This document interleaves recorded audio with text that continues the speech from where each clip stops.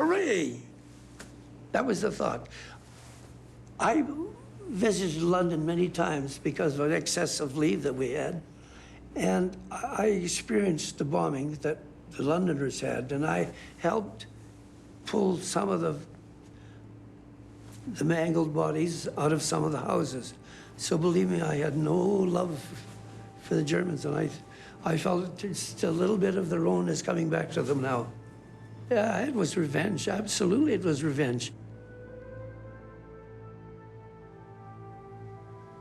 Angry? Oh, yes, yes, ferocious. When the war finished, I used to say that if we can point to a map and say that is Germany, we failed. We've got to wipe Germany out completely, I used to say. I mean, we've just got to wipe them out. I contented myself in thinking, well, they did it, they started it.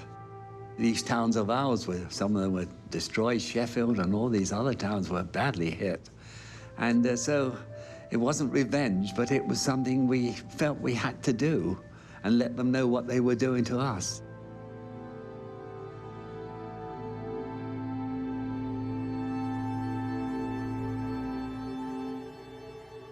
The Nazis entered this war under the rather childish delusion that they were going to bomb everybody else and nobody was going to bomb them. They sowed the wind, and now they are going to reap the whirlwind. There are a lot of people who say that bombing can never win a war. My answer to that is that it has never been tried yet, and we shall see.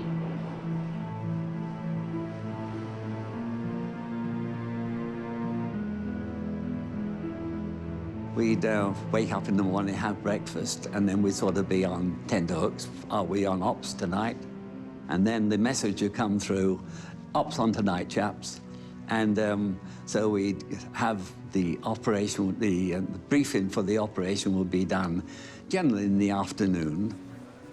Well, there were about 140 in my squadron. So I would tell them where we're going on this trip. And there's always a, oh, no. Even if it's just across the channel, everyone moans, it seems, when they hear where we're going, and particularly if it's a long trip to the Ruhr.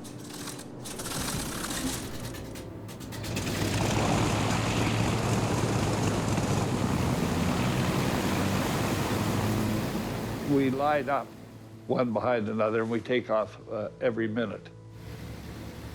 There were 40 aircraft on the aerodrome. There were 2 squadrons of 20 aircraft each.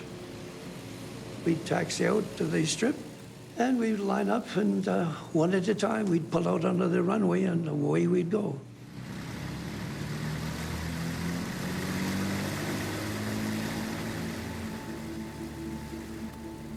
You couldn't help but be proud of having this absolutely beautiful aircraft. And, you know, waving goodbye in your heart, wishing them safe return. Death started when you were taking off. If you lost an engine on takeoff, you were usually a goner. You had 2,000 gallons of gas on board, and you had 5, 6, 7 tons of bombs. If you lost an engine, you were done. You just crashed somewhere at the end, down the end of the runway or beyond. So that was a warm-up. I can tell you, it was absolutely shocking. The sound of all these planes joining together. It must have been an awesome sight for the Germans. To see them coming over must have scared the hell out of them. I was trained as a gunner, and I flew with a rear gunner. Well, you feel very alone, I can tell you that. You were alone, you were the only one in that turret. And it was cold and icy. Our job mainly on a bombing mission was to keep our eyes open. First of all, for fighters, but also for other bombers, you know. When you have 1,000 bombers with no lights on, The amount of near misses, it was just unbelievable. We did see aircraft bumping into one another, crashing and blowing up. And we saw lots of people going down in parachutes into the oceans, particularly the North Sea, and knowing that they didn't have a hope in hell of surviving. We got up to about 1,000 feet after takeoff, and it's pitch black. You don't see anything. You don't see a light anywhere. All of a sudden, I said, holy Moses, look at that. 2 bombers had crashed together at 1,000 feet. And we knew at 1,000 feet, nobody's getting out of those bombers. 14 guys had just been killed while we were looking.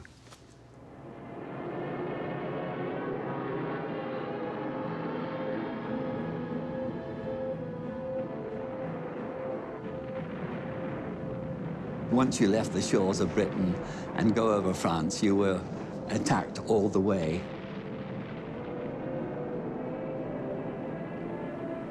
We were scared to death, yeah. Because, you know, you're up there and this flak's all bursting all around you, going into the targets. Quite scary. I think the Ruhr had a nickname. Happy Valley. Happy Valley. Yes, that's what we called it, but it wasn't a happy place.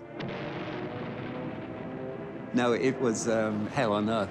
When you used to approach the Ruhr Valley, all you could see in front of you was dots of, or the sky continued filled with red dots all over. And I thought, goodness me, how can we get through that without being hit?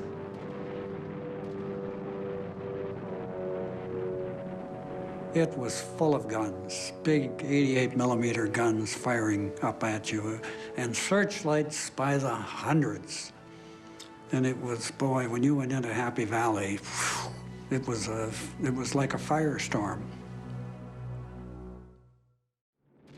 Die auf der Einflugstrecke der feindlichen Verbände liegenden Flakbatterien feuern. Scheinwerfer tasten den nächtlichen Himmel ab. Jetzt haben sie einen Briten gefasst. I was over Cologne. One searchlight got me, then a second got me, and then when that happens, boy, you're in trouble. You're what they call coned. So what I did is corkscrew left, and that means to do this sort of idea, and lose height rapidly. And by now, I've gained a lot of speed. I'm up to maybe 300 miles an hour by now because I'm heading straight downhill. We went into a dive, full gas load, full bomb load, and was going down like a rock, you know. I couldn't even lift my hand. And I'm thinking, in a couple of minutes, if we last that long, I'm gonna be dead. And he pulled her out. And we resumed our climb, you know. That's when I first time I ever went from fear to terror, you know.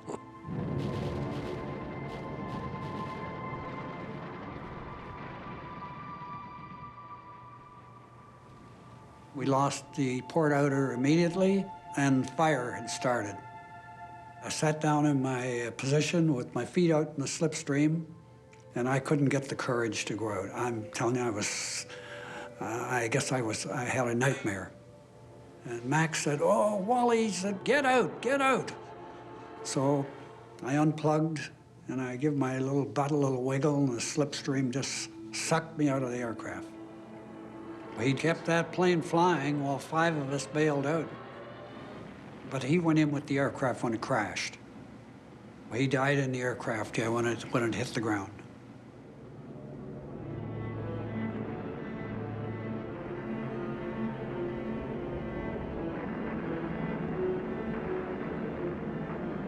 When you came into the target area, they tried to have certain target indicators that they used to drop. You used to guide the pilot left, left, steady, steady, right, steady. And then bomb's gone, or bomb's going.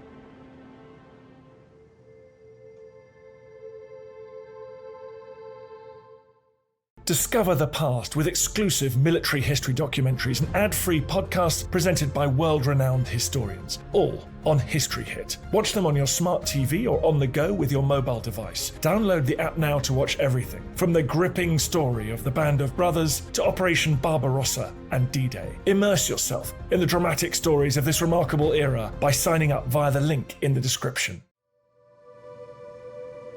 Most of our trips, in fact, all our trips, were on what I would call military targets. I never went on a trip that our target was not a military target. It bothered us. We knew that a lot of our bombs were stray. They're not all going to hit trains or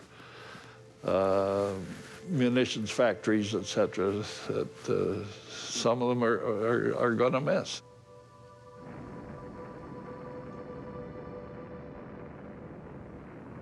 You're at 18,000 feet, and here comes the city.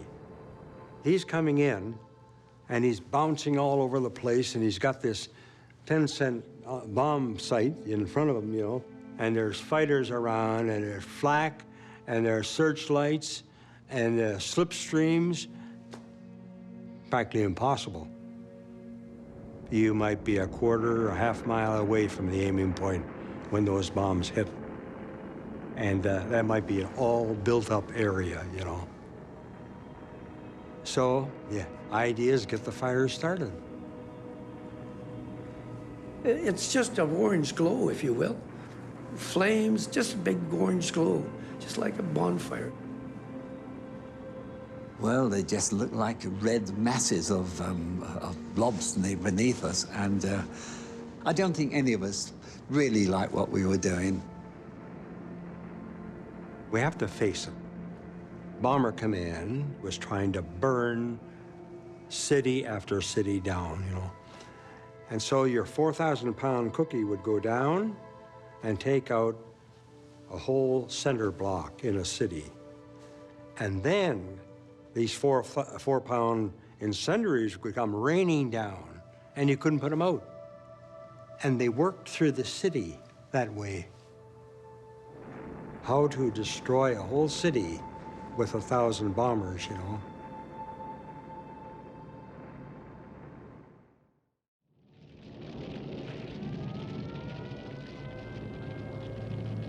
Das Dröhnen wurde immer stärker und dann kamen heulend durch die Luft gesaust diese schweren Minen und Bomben, und die Erschütterungen waren also so, dass die Erde bebte. Und dann lagen wir alle auf der Erde, weil man immer hörte, wenn man sitzt, dann platzt gleich die Lunge, wenn Bomben einschlagen. Und dann kam ein entsetzlicher Knall. Das ganze Haus zitterte, die Erde bebte.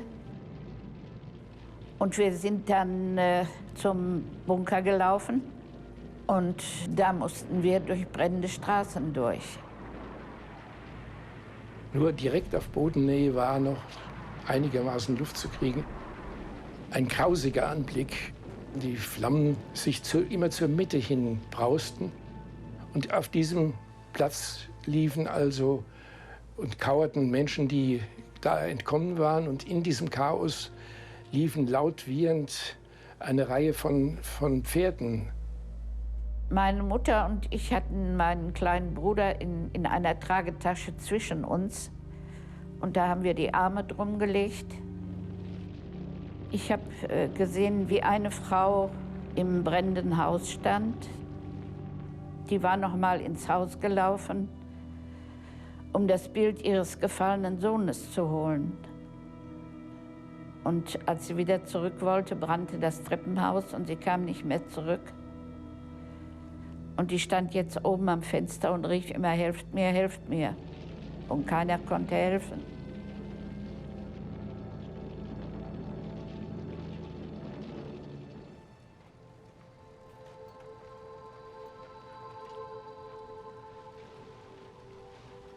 Am nächsten Morgen war also das Feuer bis auf wenige Reste erloschen und ich bin dann in die Stadt, soweit dies möglich war.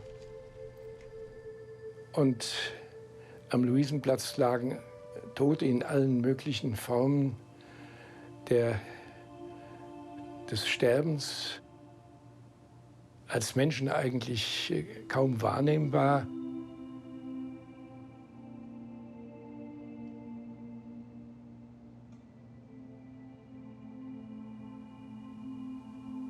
Der Anblick dieser Sachen, nicht Sachen, sie waren jetzt Sachen geworden.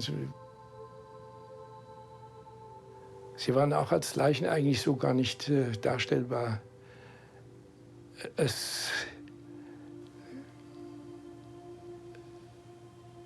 ist eigentlich eine gewisse Form von Distanzierung, die man dann bekommt. Weil man also selbst einen Eigenschutz auch braucht, weil es eigentlich nicht fassbar ist, ohne dass man sich selbst beschädigt in einem Maße, dass man nicht mehr bei sich selbst ist.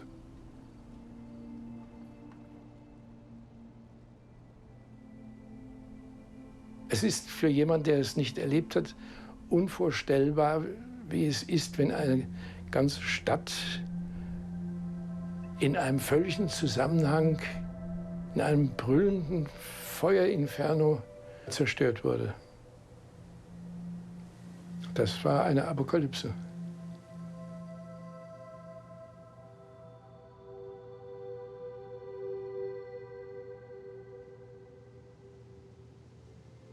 I didn't like the task we had to do. We just hoped that they were down in their shelters when we dropped these bombs, at least I did. Because I was a regular churchgoer, and I didn't like what we were doing virtually that way, killing people, but war is war.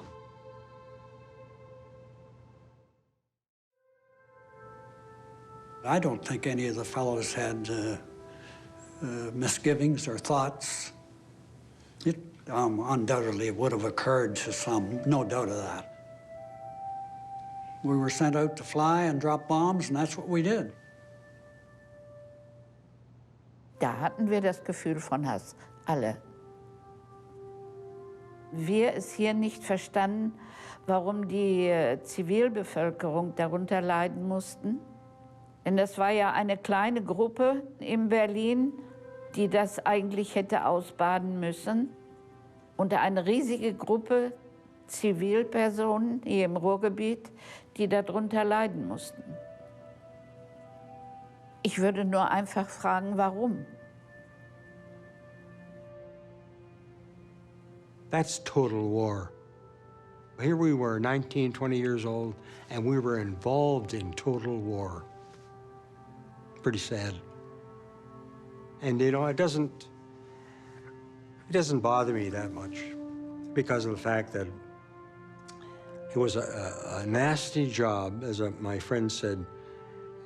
It was a nasty job, and somebody had to do it. We shortened the war by 6 months. Also die Vorstellung, dass durch dieses Moralbombing der Krieg verkürzt werden könnte, traf nicht zu. Er hat um keinen Tag verkürzt, sondern er wurde militärisch gewonnen und war praktisch zu diesem Zeitpunkt ja schon gewonnen. Das war doch strategisch völlig klar. Aber diejenigen Menschen, die in den Flugzeugen saßen, ich kann mir vorstellen, dass das also eine entsetzliche Angelegenheit ist, aber sie hatten einen Auftrag. Und ich muss Ihnen sagen, die entsetzlichen Kriegsverbrechen, die von Deutschland ausgegangen sind, die Millionen, die vor allen Dingen im Osten ums Leben gekommen sind, die Millionen von Juden, die umgebracht worden sind von Deutschen. Ich war an keinen dieser Dinge beteiligt. Ich war gegen diese Sache, aber ich fühle mich auch in diesem Fall immer noch mitschuldig als Deutscher. When you think back,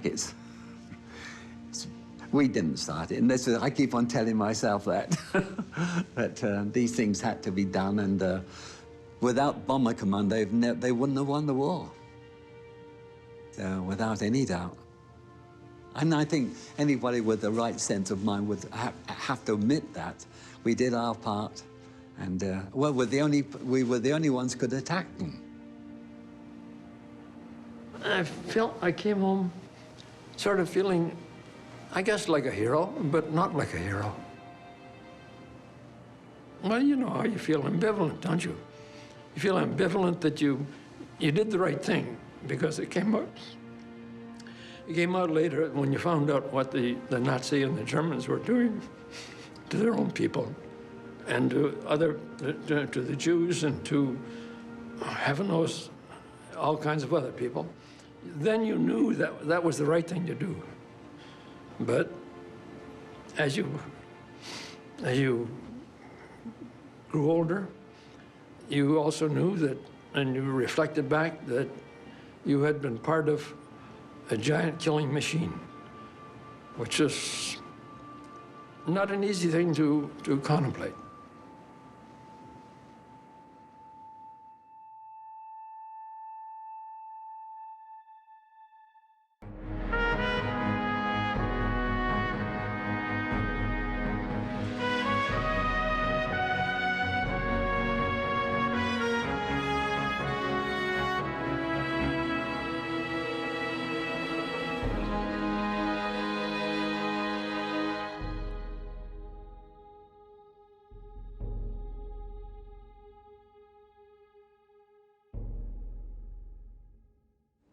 Well, you go down to the bottom of the North Sea and you'll find a lot of our birds.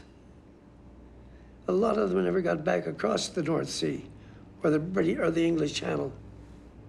We would either be shot down and enter a POW camp, we'd all be killed, or if we really worked at our job, we might make it through a tour. Those were the three options, you know. And we never talked about it, you know. That was the amazing part. We never talked about it, but it was in the background.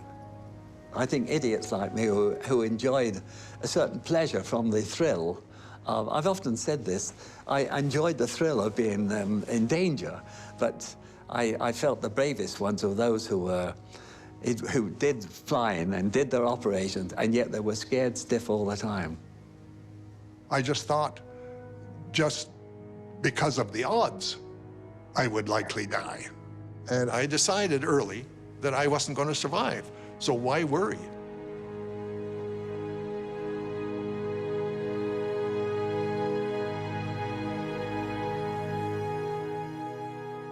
We're over the target for tonight. This is a German industrial city shortly after the arrival of the first bombers. Each speck of light down there is a blazing German building. The German defenses are very active, and the huge aircraft is being swung about the sky in violent evasive action. Once the bombs are gone, everybody felt a sense of relief that they can then get back home.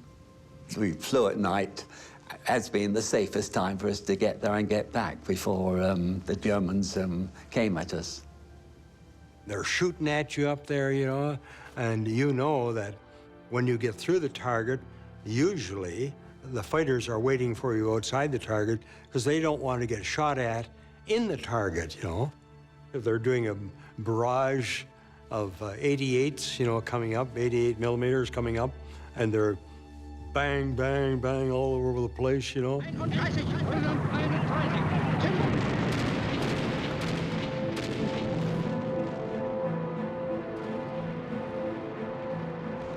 Die flogen in Tausenderverbänden ein bei uns. In Tausenderverbänden. Die Jugendlichen waren 15 Jahre alt. Ich war schon 16, ja. Sie brauchten Soldaten für Russland. Und dann haben sie die Kindersoldaten eingeführt da. Wir hatten ja eine Feuerkraft, da standen ja teilweise 20 Geschütze, ja. Die kriegten natürlich dann richtig Zunder von uns, ja.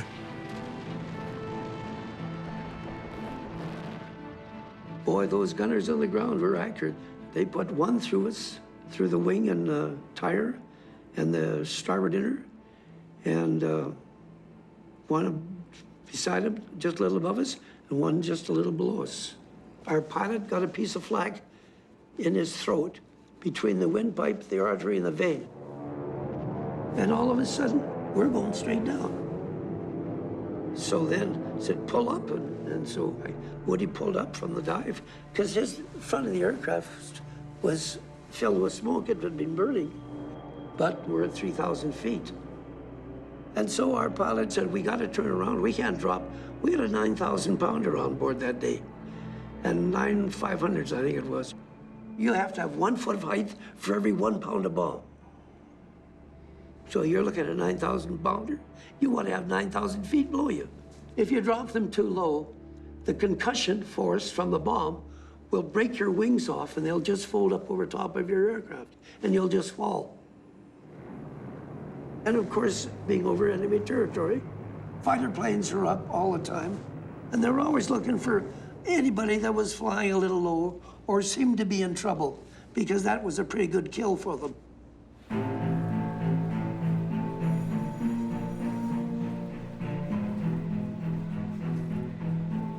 The system very simple. There are 2 big radar stations.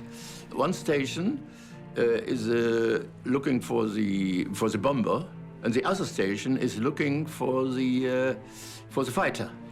The officer at the ground brings the 2 points together, and he's telling you 3 kilometers, 2 kilometers, 1 kilometer. Then you see the big shadow. You go closing in on the shadow, and if you see his 4 engine, then he is ready to get killed. Terrible word, by the way. You don't mind to shoot him down. Kill is a terrible word.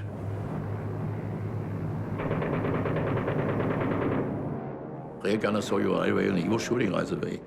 He was shooting, and I was shooting, and the boy with the better visibility and the better ammunition was surviving.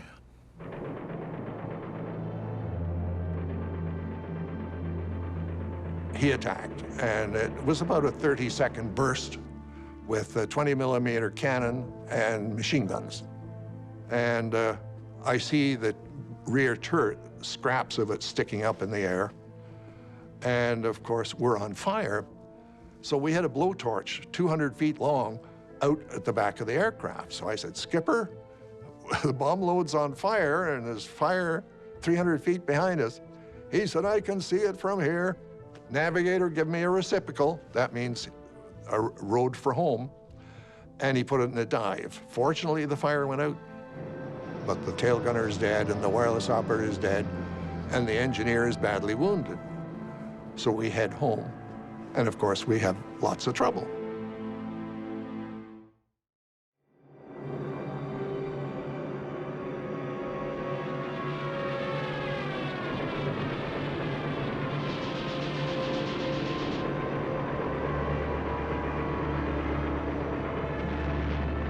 They got me, you know, and my Messerschmitt 110 was burning. And I said, out, aussteigen, raus, get out. And my radio operator could get out, and I could get out, but I was going against the radar. And I said, if you don't get rid of the elevator now, and if you don't get rid of the plane, you are dead in 2-3 minutes. Do something. And with the last possible power I had, I moved it. But also I cried, of course. Young boys cry very often.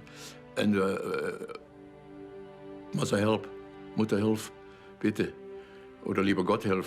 A lot of things you're starting to pray now, finally. I'm sorry. After I was shot down, exactly 3 months later on, I got another Lancaster, flying to Berlin.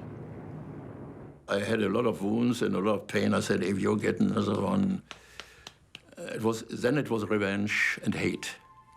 But I'm ashamed of this because I lost my normal feelings, which I have. This happens very often to those young soldiers, that they start doing something which you cannot understand anymore later on, you know.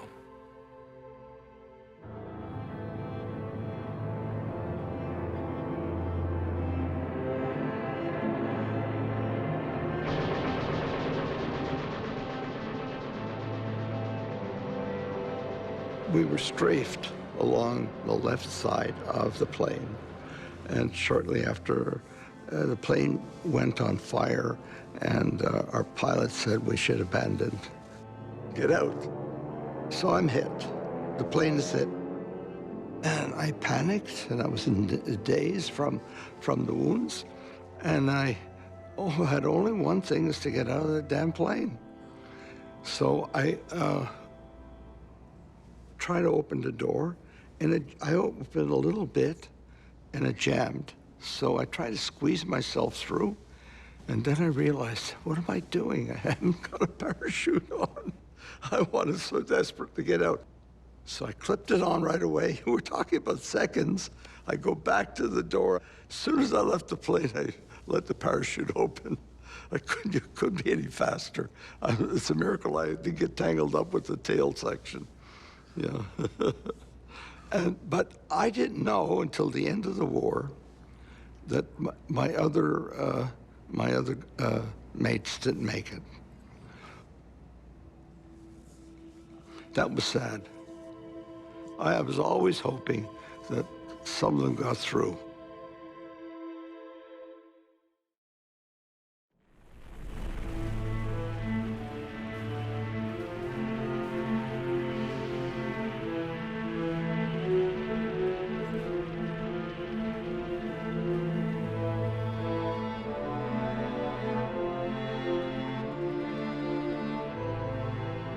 When you're 19, 20 years old, your main concern was to come back from that raid alive. One pilot, he had his navigator indicate, you know, there goes another bomber down, you know, at 10:15. There goes another one down at 10:18. When he got to 50, the pilot said, forget about putting any more down, because there was just a string of them burning on the ground. Unreal.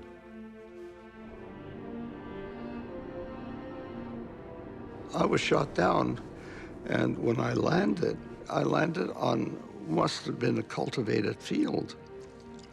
And they saw me coming down. It was daylight. And they were coming at me, okay?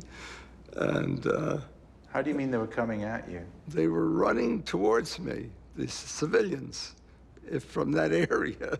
They were coming at me, and two Wehrmacht soldiers intervened on my behalf.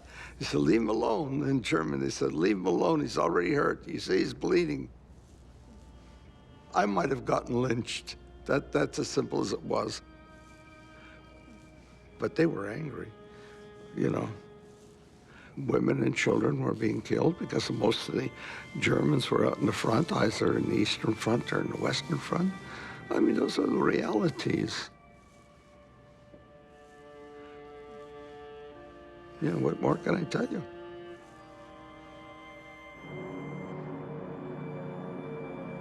They have a drop area over the North Sea where if you have bombs on board and you want to jettison them, there's an area to do that. And so when we got out over that area, I think we had about 8,000 or 9,000 feet or something close to that. Jones, our bomb aimer, got the biggest bomb, the 8,000-pounder, and he tripped that first. Our doors opened just that fast when that bomb dropped on them. So there we were with our bomb doors wide open. So then, periodically, he kept tripping bombs till he got them all dropped. But we knew that we were not free from this flight yet because we had only one wheel, one wing wheel, and our bomb doors were open, and we couldn't close our bomb doors. We were heading back to England, but our trouble wasn't over, mainly because the hydraulics were shot, and Cardy, the engineer, is badly wounded. He's lying on the floor. He had a piece of shrapnel in his eye, and he had a broken arm. He was in severe pain and moaning and groaning. And so they gave him a shot of morphine to put him out. And first he had said, if the hydraulics are shot, there's a lever you can use, but you can only use it once. So don't use it to open the bomb doors. Use it to lower the wheels if you have to. So we're heading home for England, and we were still in very grave danger.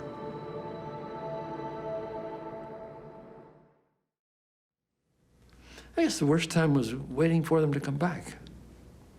It was a long night sometimes. We should have to stay up overnight, you know, and count them as they came back. You hear them first. Yeah, yeah. You wouldn't know that they were there until you'd heard them. In my case, I'd be in a small hut at the end of the runway. I wouldn't even see them until they flew in over me. When we arrived at base, the pilot asked me to lower the wheels, and I pumped the lever and nothing happened. This is the lever that would lower the wheels, and it didn't work, and Carty was still unconscious, so we couldn't ask him. And so the pilot called up and said, we're going to try and land with the wheels up on our bomb load. And they said, don't land, turn it out to sea, and everybody bail out. But he said, I can't do that. We have a badly wounded man, and if he bails out and nobody finds him, he's going to die. So he calls up and he said, well, George, you just keep rolling around there. Give us half an hour to get everybody in the air raid shelters. So we're going to try and land with the wheels up. But if the bombs explode, none of us will survive. That's what we're mainly afraid of. Boy, we had a great fear of fire. All air crew had that, you know, because we had seen guys who crashed on their way home, and the whole aircraft blew up, and they were burned to death.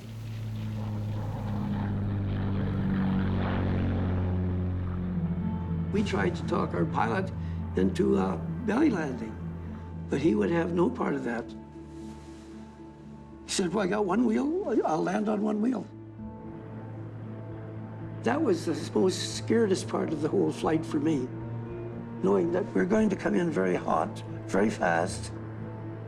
I can remember watching the fire trucks and the ambulances lining up and starting to chase us.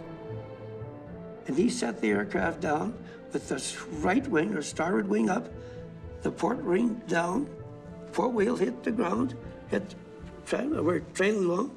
The tail wheel came down, so now he had two. The tail wheel is very small. And then all of a sudden, that leg that wheel had been on was still sticking down there, and it caught, and then that's when we went round and round. Well, relief is a very small word. And I think that was probably the best feeling I had. It was a great feeling.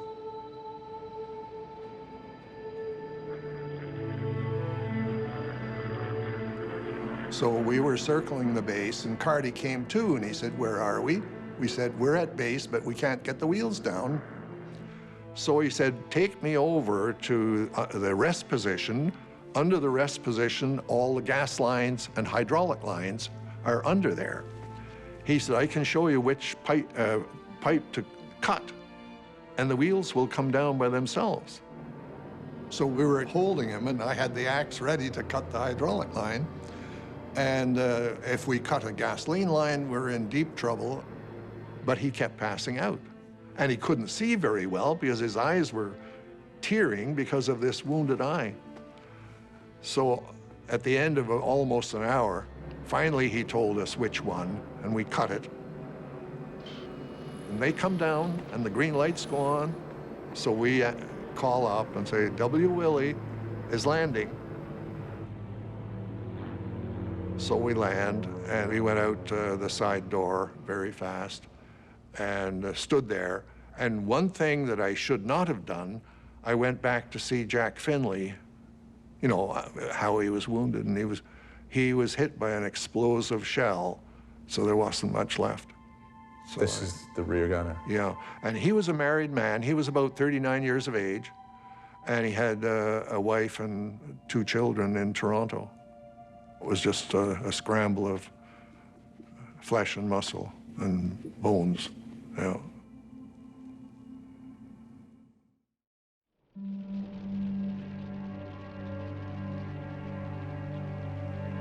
Admittedly, the life span of aircrew was very short, and we were losing quite a lot of crews. I know on many occasions we were come back, and on one occasion we lost 6 aircraft out of 18 that we sent out. So, but we never thought it would happen to us, and it's just one of these things that we cope with.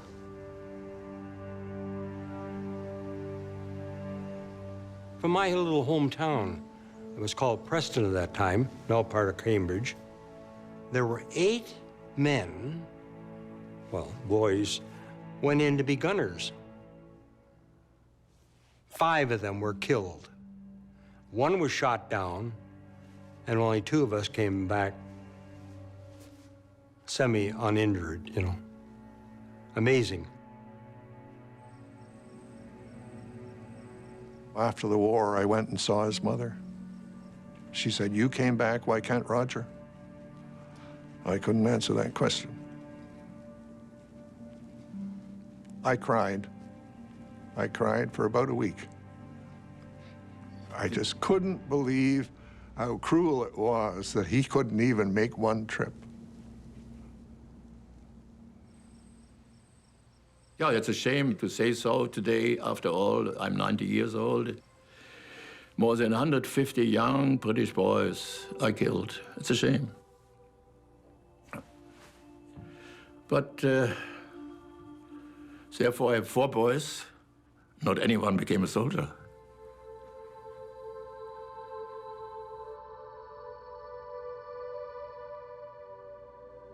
Nobody likes killing the way it was done. And a lot of people were killed that had nothing to do with the war. Women, children. And that always bothered me. I think that bothered me more than anything. Because they were actually just human beings. They're like the rest of us. And they went through. And I'm not saying that the British people didn't go through it too, because they did. I know it. I helped dig people out of houses. So war is not a nice game. We're better off without a war.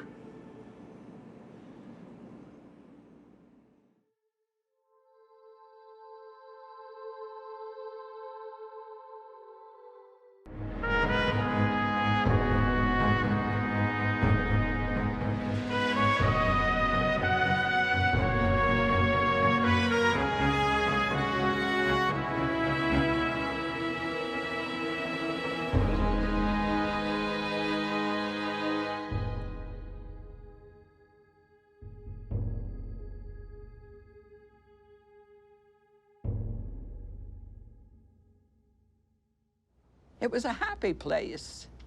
But you always had it in the back why you were there, you know.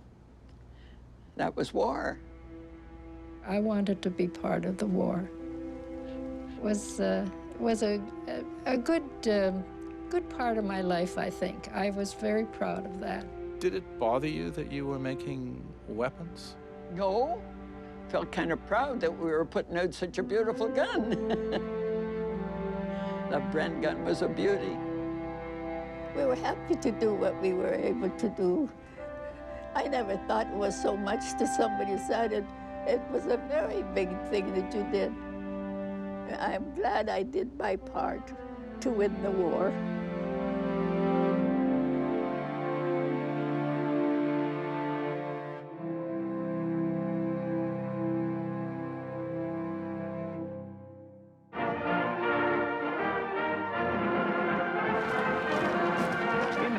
I believe war was a man's job.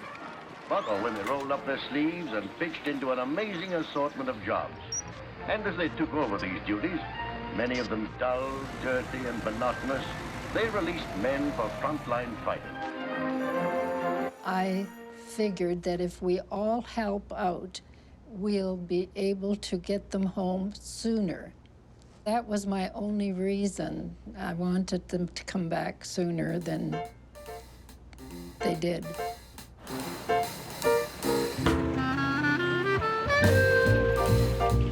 Defense Industries Limited showed up in Saskatoon recruiting single women. He couldn't tell me very much about it. I said, I really don't want to sign up for this and find out I'm going to be scrubbing toilets. And he said, you might be. He said, it's all important, whatever it is that you are assigned to, depending on your abilities. The industry gave a sort of national wolf whistle. 3 days later, we arrived in Toronto. It was an adventure. I said women wouldn't pay any attention, but they came from all over Canada. Well, I was thrilled. We lived in Smith Falls, and usually you just, went to school, you got married, that's it. So to come to the big city and get a job and work, it was really exciting.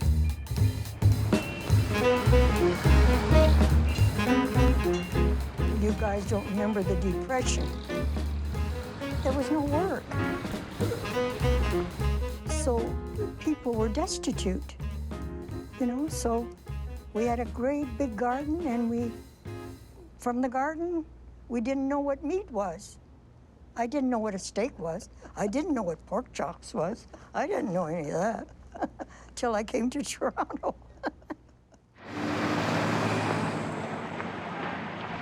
Streaming daily into over 50 explosives and chemicals plants across the nation, the tide of workers floods in. And as more than 50,000 men and women crowd towards the gates, men and women who once worked on farms, in garages and in stores, they become part of an industry whose soaring expansion is one of the great stories of Canada's wartime mobilization. The first 3 days that we were there were orientation days.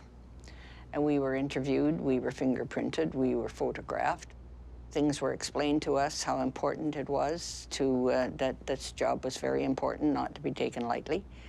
And if any rules were broken, and the rule book was quite thick, if any rules were broken, we'd be gone.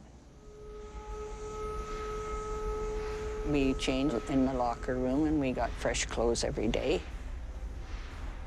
No jewelry, no hairpins, nothing that would create any static electricity.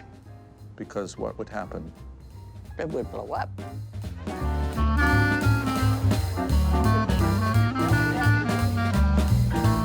That isn't a bandana. Not really, it's the wrong How shape, can you isn't tie it? that? No, I don't know, but if you put it into That's not a bandana.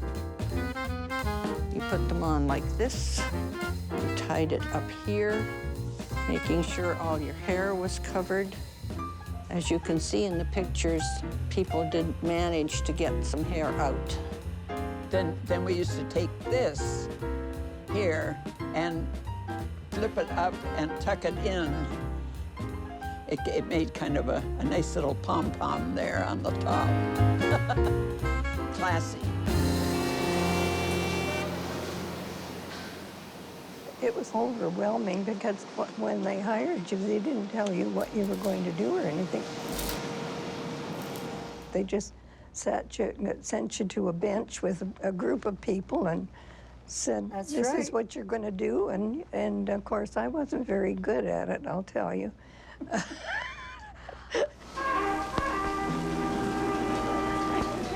This is ASA powder on its way to the caps and debts room. Caps and detonators.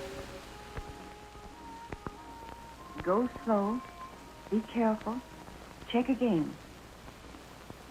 I was working in the cordite area, and before the shells came to us, they were burnished, beautifully shined up and everything.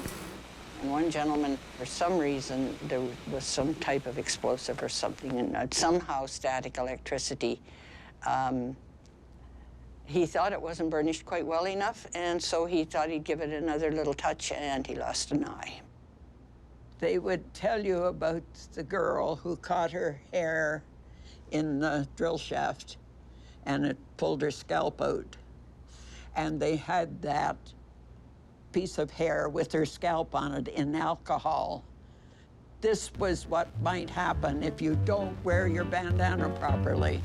Loaders on the lakes, Barney builds bombs, Brenda does Bren guns all day long. They're not shy bells, they're bombshells, kicking Adolf where it hurts. They've got boyfriends fighting. There was a lot of accidents there. Like I got my thumb taken right off on a machine. A lot of fun. We had a lot of fun. She's a real cutie, she's doing her duty. She does it looking like a million in a skirt.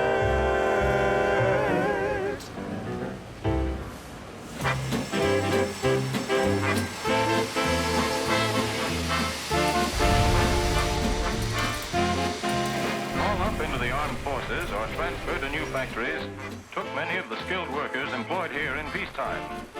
Those who remained trained the new workers. His name was William. He did work for the company. He was 20 years of age. He asked me one day if I knew this song, My Prayer. My prayer is to linger with you. And after I finished singing it, he turned away like this, and he wouldn't look at me. And so I figured later on that he was in tears. And I figured also that he was trying to tell me something through this song. And we were married. He joined the Navy, and he went overseas 3 months later. His ship was torpedoed and sunk in the English Channel.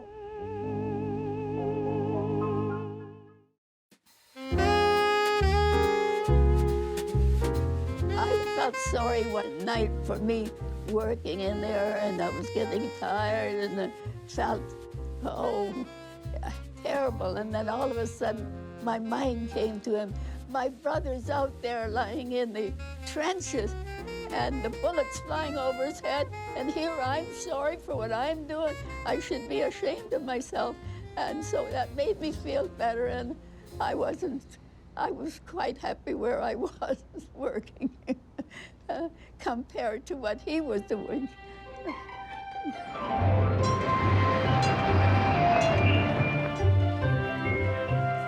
We were free. We had money. We could do things. Now we weren't restricted quite so much with our parents and that. The war helped me a lot, yeah. With making money at John Inglis, people couldn't get over that I saved my bonds, and I went to Herman's Furs and bought a fur coat. Can you imagine that at 21? Buying a fur coat?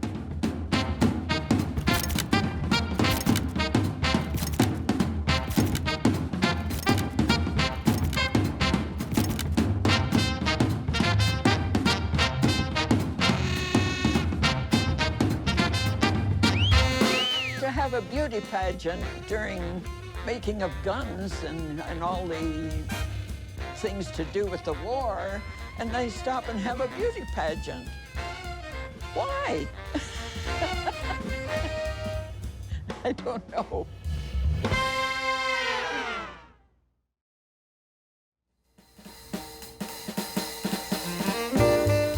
We used to go out quite a bit. We had some lovely parties. We had parties at the King Edward Hotel and Castle Loma. And then we used to dance at the Palais Royal, you know, and what they call the Sea Breeze in the summer, which was an outdoor dance hall.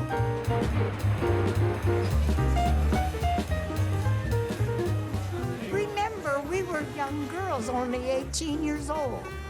Remember that? Because we changed from the zipper thing and got all dressed up. I had long, long hair, and you did your hair up and you went dancing at the Sea Breeze, not looking like John Inglis.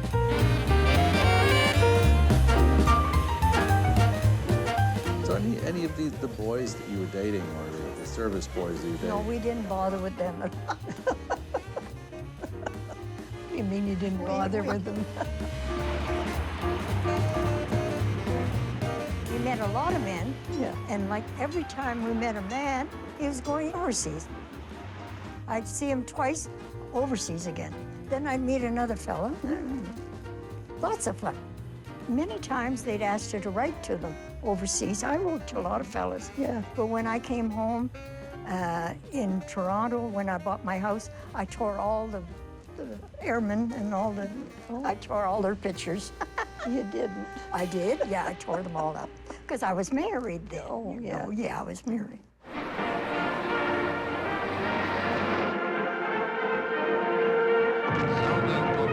My husband's ship was torpedoed and sunk in the English Channel. I just fell into my mother-in-law's arms. We were told there are survivors. We waited for 3 long, lonely, and torturous months before the Germans would release the names. There was 128 boys did not make it. And the postman, when he found the card in his pack, he went directly to the neighborhood. And he gathered up all the neighbors in the neighborhood. And they're all walking behind him and came to our door. They were holding flags, waving, shouting. They knew, before my mother-in-law knew, that he was in a German prison camp.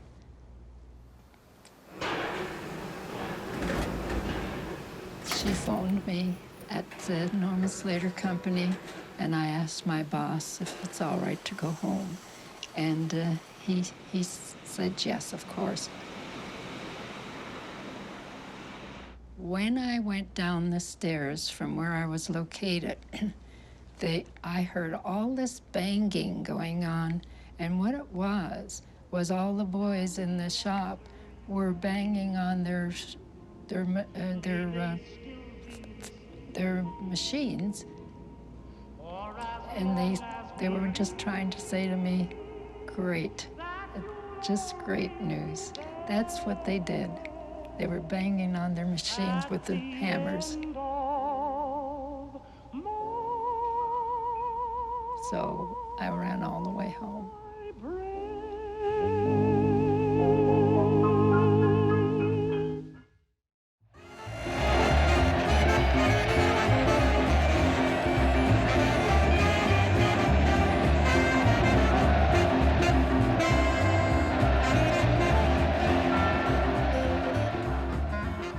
Well, I remember the day the war ended. I do too. Oh, we yelled our head off in John Inglis.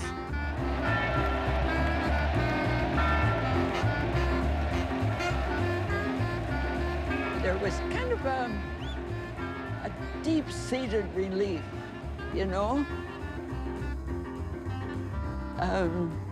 No more guns, no more killings. It was a relief.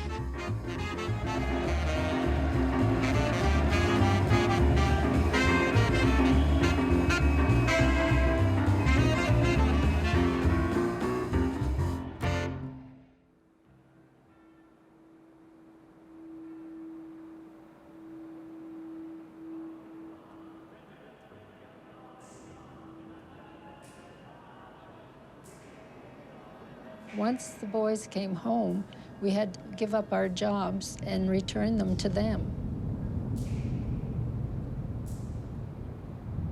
They told us that at the very beginning. They said, immediately the boys come home and want to get back to work, you will leave the company.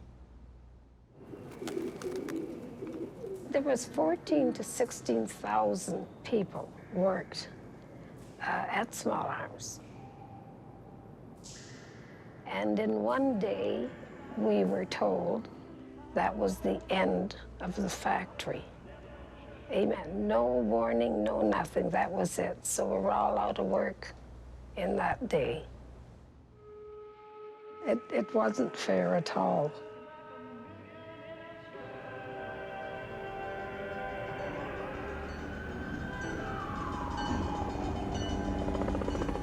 I didn't leave at the end of the war. I stayed on for a while making cigarette lighters. And it wasn't the same. This was just a job. And the setup man or whoever it was looking after would come along and say, well, now don't forget that the batten has to go in there real tight, because if someone goes into Simpson's and buys a cigarette lighter and it's not, and the batten isn't packed in there tight, they're not going to like it. And is that important? That isn't what I was used to, you know, packing batten in a cigarette lighter. Every woman thrilled to fascinating devices which were to turn the post-war home into a housewife's paradise and make housekeeping a pleasant part-time avocation. I was happily married, and my husband had a job. He was of the old school that felt if he couldn't support us, he was not doing a good job, and that I didn't need to work. Maybe we could have used the money, of course, but it wasn't the money, it was I had nothing to do, which was a terrible, sad time of my life. Maybe one of the neighbors laughed and said, she's washed the walls so often the nails are showing through. I was depressed, yes. Well, they just figured the woman's place is in the home. They weren't very happy about their women going out. They figured they should stay in the house. But it changed. The majority won. They think the women is just as good as right to go to work as the men.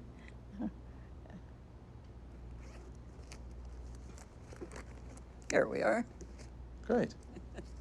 Carry them with me. You never know when you're going to use them, and that's what I do with the spoon. And you can do roll out the barrel. We'll have a barrel of fun. Roll out the barrel. During the war, they were treated as equals with the men, and so there was a definite change. The influence of the war had a lot to do with making women independent. For the gang's all here. There we are. My daughter-in-law was right, and I take my hat off to the ladies. To many of the problems of war, they gave a new solution. To the problems of the peace, they are doing the same. Later on in life, about 4 years ago, I was at an event at the Ajax Library, and I was introduced to a gentleman. Come, Louise, you must meet this man. And he was a gentleman about my age, and he was visiting from England. He was in the service. He said, whenever we opened one of those cases that said Ajax on it, we knew we had good ammunition. And I thought that was important. All those years later.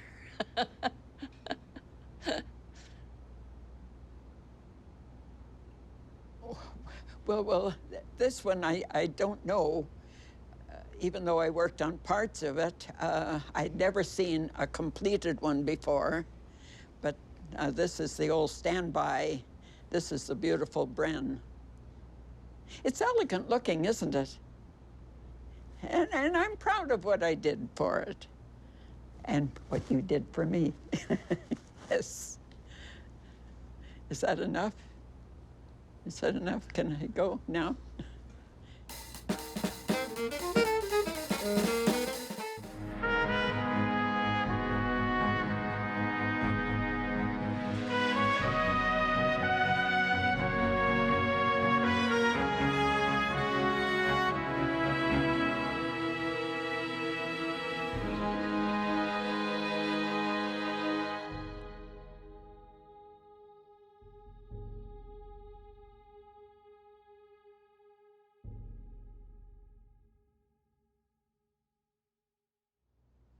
My mother told me later, when she went into the house after seeing me off at the station, she looked up at the clock, and the clock had stopped. And she thought that was an omen, that the clock said, you're going to be killed. We were having our meal, and one of the waitresses we'd got to know a little bit, I don't remember her name, sat down, and we told her that, yeah, we joined the Army. And she looked at my friend Jack, says, you'll come back. She looked at me, says, you won't come back. She won't come back. So I said, oh, so I'm going to get killed over there. On this 72-hour pass, we got married, and I was an hour and 20 minutes late coming back from my pass. I said to her, I said, well, darling, I don't think I'm going to see you again, because I think this is a real thing. I said, the way everything's going. So anyway, she happened to say to me, she says, you have to come back to me, you're mine now. I wasn't afraid to die because I knew I was going to die. It was for sure I was going to die. So that's, I had that, carry that weight on my shoulders all the time I was over there in Sicily and Italy.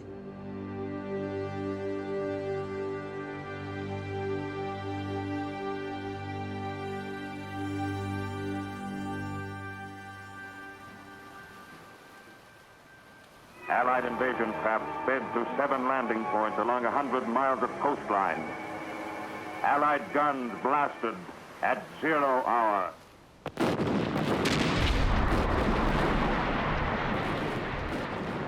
This was a day for which Canadians had worked and had trained, and their training showed to good advantage. On the beaches of Pequeno, they began a new chapter in Canadian history. The official announcement that... It was the biggest thing that had ever happened up to that time, and it was, no question of that. I'm told that there were up to 3,000 ships of every sort. Now, we're talking landing craft and battleships and freighters and God knows what all. We were invading the shore of Sicily with the Americans on the left, the Canadians in the middle, and the British on the right.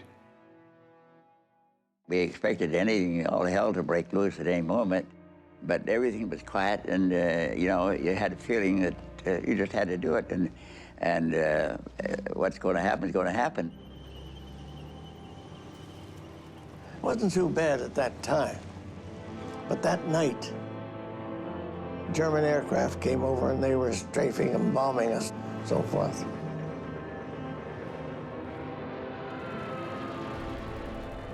I'd been trained not to show fear, and I didn't, but I was scared. I was so scared that when I came to get up and give a command, I couldn't move. I was frozen solid. It couldn't have lasted too long because I realized that I had to get my men off this beach and over into some type of shelter. So I jumped up on my feet. Bullets were flying around all over the place. And I just said, come on, you rotten, lazy bastards. What do you think this is, Christmas? Get over here. I did it because I couldn't do without doing something myself to make myself go. Surprisingly enough, they all moved.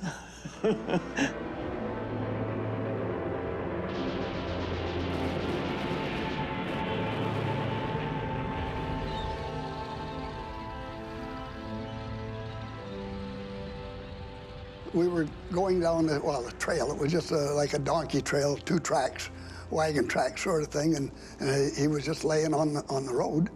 Who? An Italian soldier. He was killed, and it looked like he hadn't been dead very long. But what struck me mostly was that funny smell, like licorice smell, and every time I smell licorice today, I see that body laying there.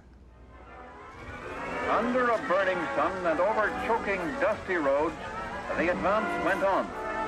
General Simmons' troops pressed on to Modica, and the Edmontons were among the first in. Here, the Italians gave token opposition, then ran up the white flag. What remained of the Just as soon as they saw us coming, they came out of the turrets there. They didn't surrender as soon as they saw us coming towards them. The Italians were pretty good soldiers, so they surrendered fast. That's not quite usually what makes a good soldier. No. Well, they were smart. They weren't going to get killed. We decided that I'd go in to town to take the surrender. So I got on a motorbike, and the mayor is jogging alongside of us.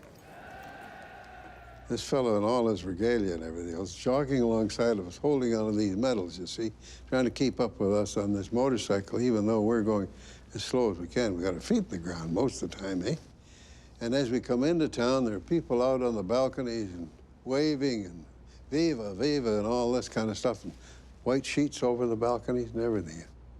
Here's pretty close to 1,000 Italians all ready to surrender. They're in ranks just like they're supposed to be.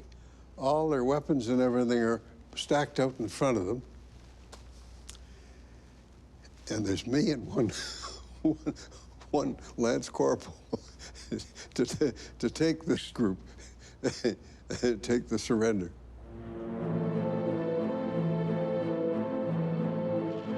Fallschirmjäger zur Verstärkung der Abwehrfront auf Sizilien. Germans different. Germans entirely different. Germans were Africa Corps.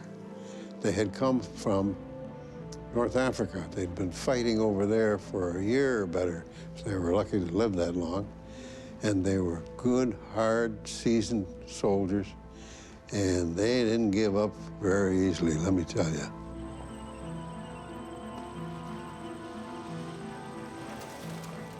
Well, I guess we just knew that it was going to be harder because you're fighting all Germans, no Italians. So, yeah, we knew it was going to be tough.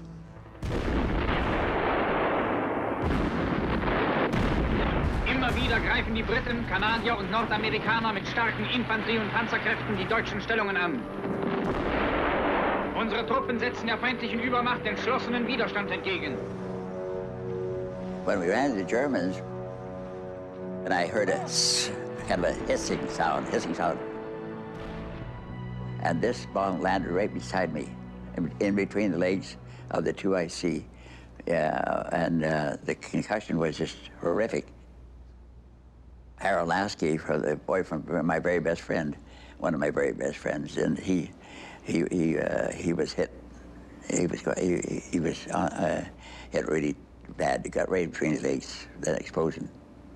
And he was asking for a cigarette, and I wanted a cigarette, and I could see his fingers hanging down, and literally in there. And I got around somebody who found a cigarette for him, gave me a cigarette, and that was about the end of him.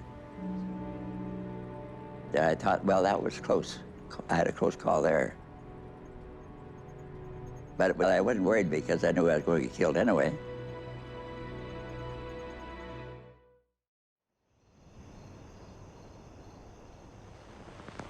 The going was tougher now because Germans were in front. The Canadian task was to cut the enemy's communication lines in the heart of Sicily and drive him back towards Mount Etna. At high speed, they moved forward through increasingly rugged country, deep in the heart of Sicily. It was a very difficult war, very difficult war. Everything was up. All the towns that were occupied by the Germans were up. But then we were heading for Asoro. And it was Asoro, the town of Asoro is on the top of the mountain. So the brigadier says, that's your next objective. You go take that town. The Germans never thought that anybody could ever get up there. It was so rough there, the dried up riverbeds and undergrowth and everything, that almost impossible to get through. And the north side of it was heavily defended with the Germans. You could see all kinds of emplacements there. Our commanding officer decided that the best bet was to go around to the undefended part and attack it from behind. sort of pull a Wolf at Quebec thing. Remember Wolf of Montcalm, when the British climbed the cliff there in Quebec, the French people didn't expect them to go up that way. And he said, okay, boys, up you go. It was so steep that you couldn't get up it. And what we did, we'd push a man up, and he'd reach back with his rifle and pull you up. And that's why we kept leapfrogging all the way up the mountain that way. They found their way up there in the dark without making any noise at all, which is tremendous, you know, when you think about it. Germans didn't think anybody could ever get up there. So that's all they had was one machine gun up at the top. Everything had to be real quiet so the Germans wouldn't know we were there. We found these 3 sentries there. We knew they were there, like we didn't know just where. Long was the section commander, and he managed to grab them. 2 of them were asleep. One was, they think, was awake, but he got up and started to run, so Long dropped him with his Tommy gun, and the other 2 surrendered. Before 5 o'clock, we had nearly 500 men up on top of that mountain. And we'd be able to dig some kind of a slit trench so we'd be under cover. And then the shells started. Germans started shelling the top of the mountain. And there was an old Roman castle up there in ruins. And we found a little cave there, so we crawled in the cave and out of the shelling.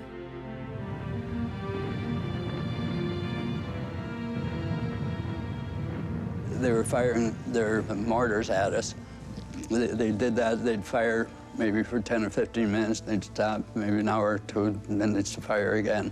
They counterattacked 11 times against us. That was over the 2 days that we were on the mountain.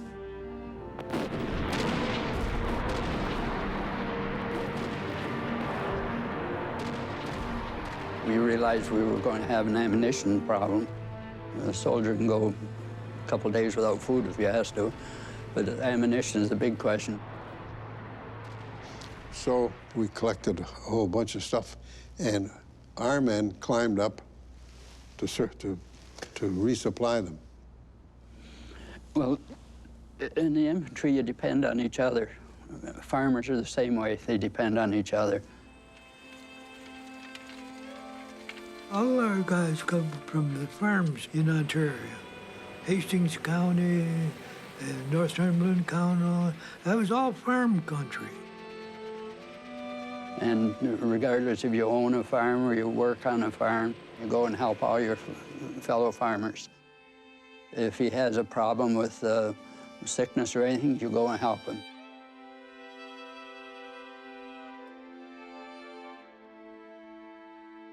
One company would carry all the materials, which was my company, and the other company would protect us. So C Company was a protecting company. We were the carrying company. Half of us had backpacks, and we would carry them, and we would offload one to the other, all the way in, way behind the enemy lines. They carried this big radio up there. One of the officers spotted where the German artillery was. He radioed back to our artillery, and they opened up, and it wasn't too long, they wiped the German artillery out.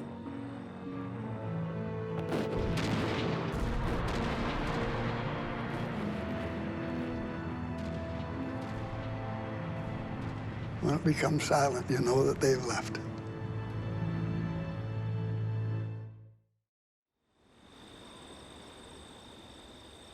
The Canadians took a deep breath after capturing Osoro and prepared for their big swing to the east and Mount Etna.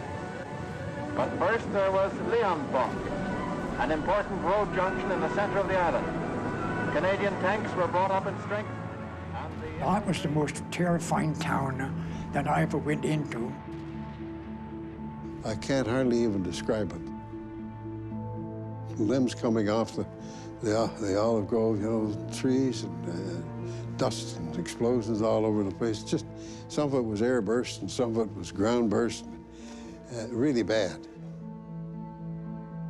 And then we went into attack after the shelling stopped at 7 o'clock, and we were already at the edge of the town.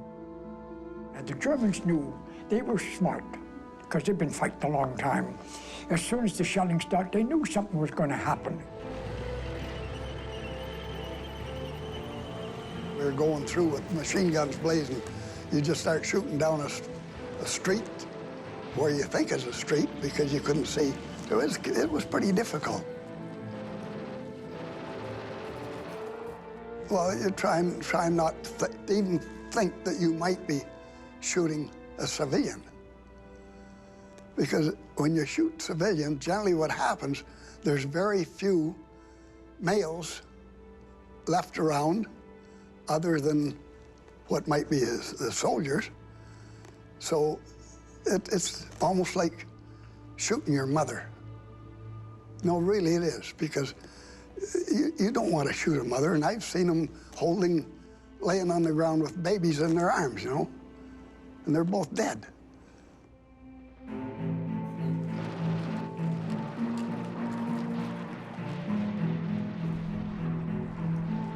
We got heavily mortared coming down the road, and we came to an olive grove on the right-hand side of the road with an abandoned German tank. The fighting had got pretty fierce up ahead. Couldn't go any further on the road at that point in time. So I deployed my platoon into this olive grove on the right-hand side of the road.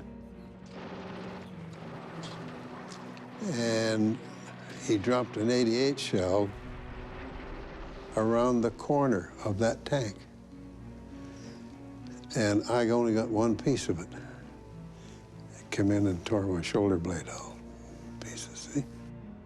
They came in on their belly and crawled in and grabbed a hold of me and pulled me out to a Jeep that had a rack in it for stretchers and a Red Cross flag on it. And they put me on one of the stretchers, and there was another guy in there too, as well. And we took off down the road towards the regimental aid post, you see. And in spite of this damn big Red Cross up on there, they peppered us all the way. The machine gun bullets were right just behind the truck or the Jeep most of the time. So that's how I got hit.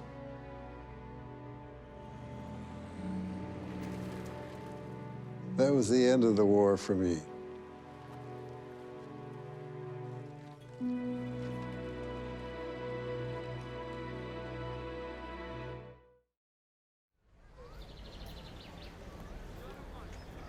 And as the Canadians reached the end of the first chapter in the liberation of Europe, the townsfolk of Ajira heard the pipes of the seaports of Canada.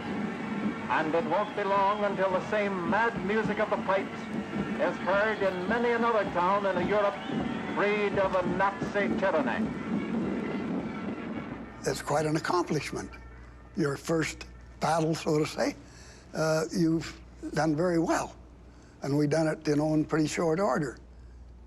It has to be understood that the British did our invasion of Sicily and Italy took over 23 German divisions away from the invasion front in France and also away from the Russian front in Russia. And if we had not gone into Sicily and Italy and done what we did, the invasion of France would have been a total failure. It was the United Nations victory. The soldier, the worker, the farmer, the people of Canada had won. Here was the key to victory everywhere.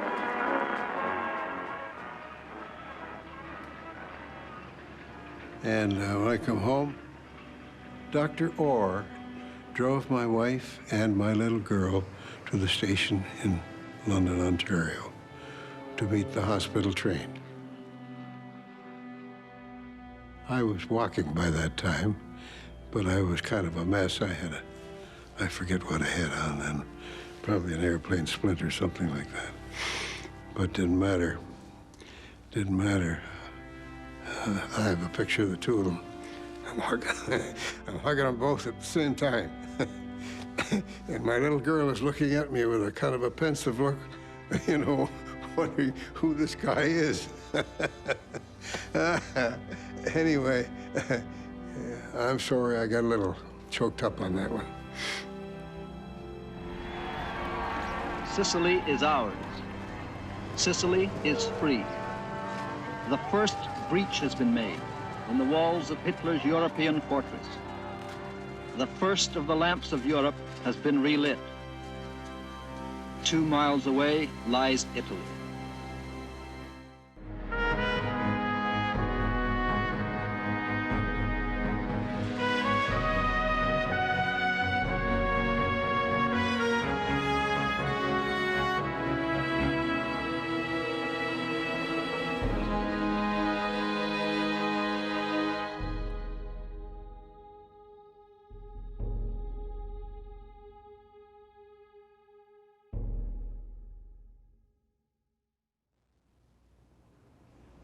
And that's a strange thing in war. It is such a desolate feeling if you happen to get trapped out by yourself somewhere and you're being shot at and there's nobody there to help you. As a matter of fact, I openly said, "Mother, please help me." That's how bad it was. Yeah. It's, there's days yet that I don't want to have any connection with humans at all. Nothing to do with them. I have certain places where we live now, and I had places where we lived before, that if I want to get away from it, I could go to those places in the woods and I could put my hands up and scream as hard as I could scream to try and get this devil off of my back.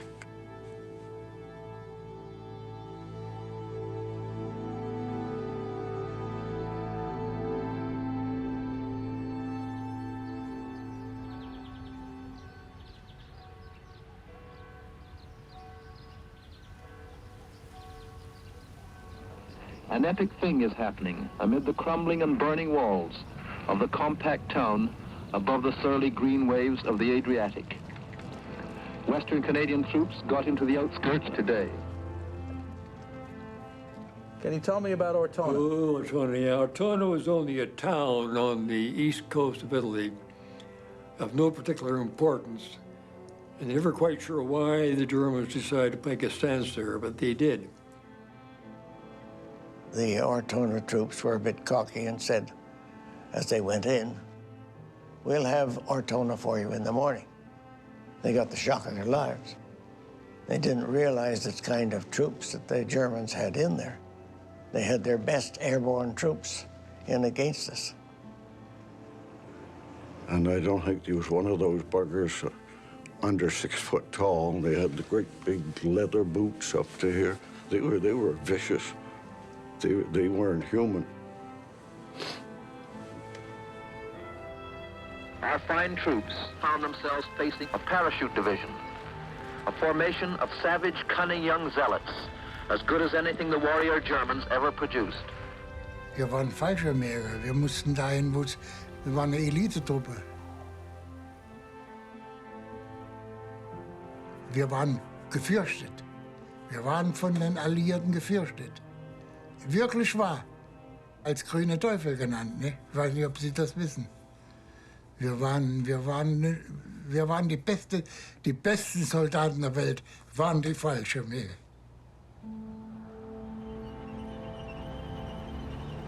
Well, day one was to get from this side of the street over to that side.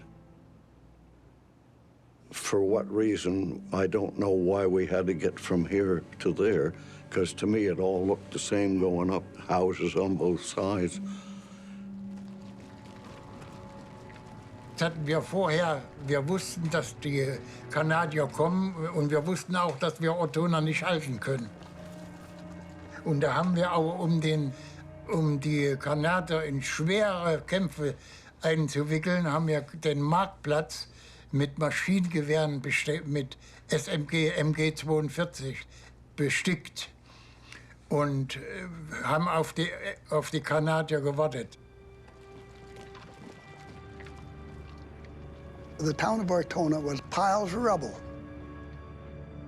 The Germans had blown a lot of houses down, and the streets were literally full of rubble.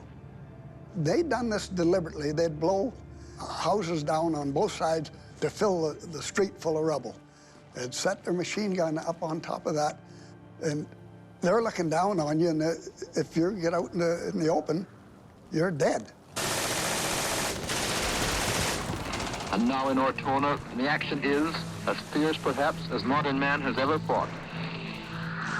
Western Canadian troops and tanks are fighting a vicious street battle against Germans who contest every window and every yard with cunning skill and desperate courage. You couldn't stick your head out in the open. They had you covered. That's why we ended up mouse holing. Well, mouse holing, most of those houses were all joined together. And with the butts of our rifles, we would bang and bang on the walls till you opened a hole, and then we'd just toss the grenade in. Man kann sich das gar nicht so erklären, wie schnell das geht. Ruckzuck. Manche sind aus dem Fenster rausgesprungen, was auf halber Höhe war, um bloß nicht erschossen zu werden. Und dann sind manche wieder aus dem Fenster gesprungen, weil unten die Kanadier ausreißen wollten. Sometimes, when possible, we'd use the anti-tank gun and blow a big hole in and then just go from room to room. You know, then just somebody else would come along and clean up the bodies, and you just keep on going. You know, you see a guy all bleeding and wounded and shot up, or his guts hanging out. You just forgot about fear or stress or anything. You just went out and you tried to go and save him. This is that's what I joined up for, and this is what we done. In the command post, Captain Vic Soley of Edmonton said something that sent a thrill down my spine. He pointed at two lightly wounded men and said, "Those two men and several other wounded have disobeyed orders. They refuse to evacuate. They don't argue, they refuse." One of them said, "Sir, we are going to see this thing through to the end." In the town of Ortona, let's say, first day you lose 30 men, they're replaced, you're still standing there. The next day or that next night you lose 20 or 30 or however many, you're still standing there. I'd done this for 23 months. So you can imagine how I felt. You know, your luck just keeps running out, and you're down to the last breath of air, and you're still standing. And I would like an answer to that.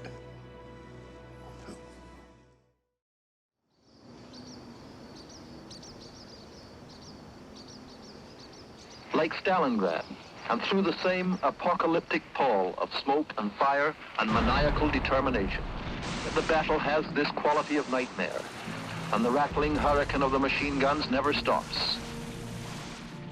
Nobody could move. It was one of Hitler's last stands in Italy. He told his troops that you fight until the end.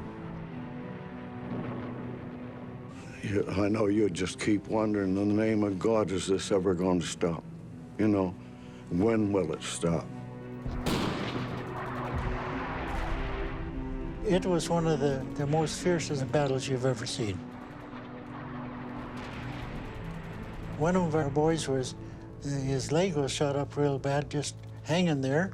So I run over and I try to get a field dressing on him, and I'm tearing away at his pants and whatnot, and Dr. Granger come over and says, Rudy, quickly get your jackknife out. I got it out, and I thought he meant to cut the rest of his pants away so we could get out his wounds. Oh, he said, cut the rest of his leg off. It was horrible.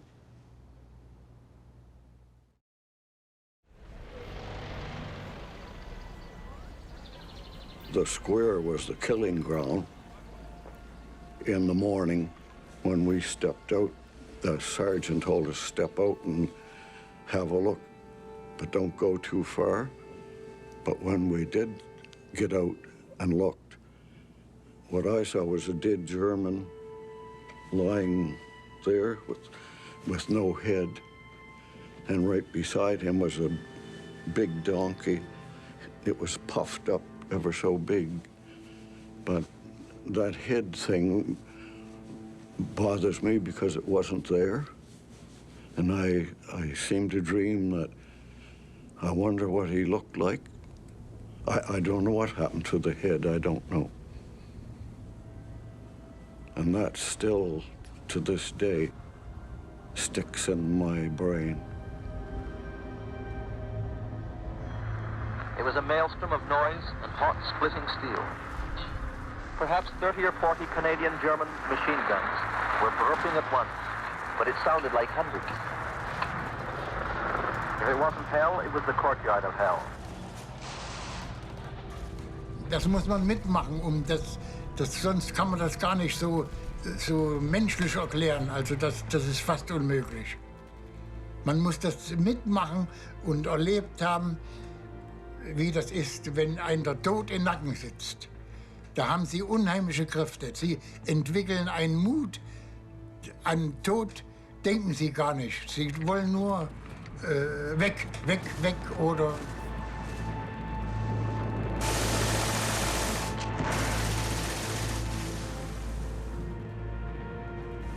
I remember for this one incident, a German machine gun setting up on one of the higher mounds of rubble in the street, and the machine gunner was just a kid, and he'd got hit in the face, and his eyeballs were hanging on his cheeks. Corporal Squires, he could speak German, he hollered for him to give up. He says, come and get me, and just took the machine gun like that until he ran out of ammunition. That's what they were like. He was about 17 years old. Did you shoot him? Or? Yeah. I didn't, but yeah, he was shot. Because even though he's blind, he's still pouring the lead at you.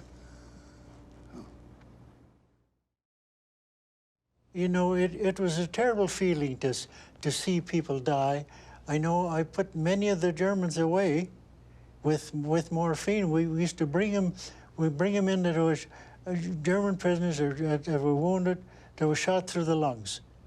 And I remember Fairfield and Dr. Granger and both Dr. Anderson, they say, well, we can't help them, so just give them a couple of shots of morphine and go and bury them. And we done that. And I know I've buried some Germans that weren't even dead yet. We just threw them dug a little bit of a grave and threw some ground over them. They weren't even dead? Well, well, you have to give them a couple of shots of morphine. Well, they're out. You don't know whether they're dead or not, but they're going to die anyway with, you know, with lung shots. Did it disturb you? Oh, yes, it did disturb me. I still get nightmares over it. This is why I haven't talked about it for years and years. I was trying to, you know, to avoid, to have these memories come back.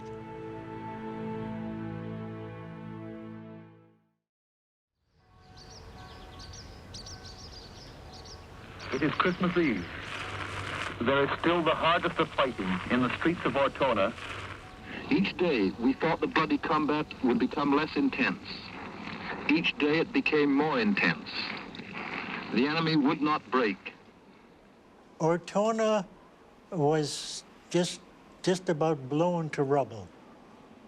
On the 24th of December, the Germans blew up St. Thomas Cathedral.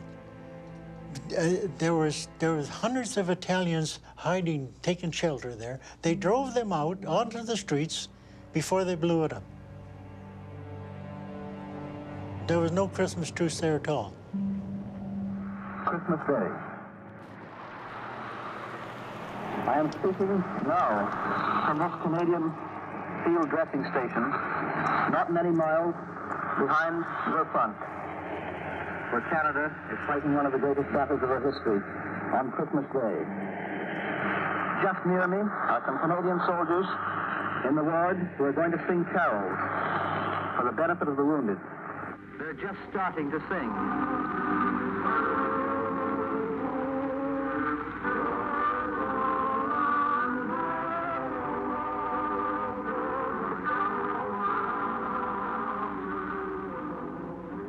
And the one interesting part that I found amazing is that General Vokes, who was commanding 1 Div, decided that his people were going to have Christmas lunch, war or no war.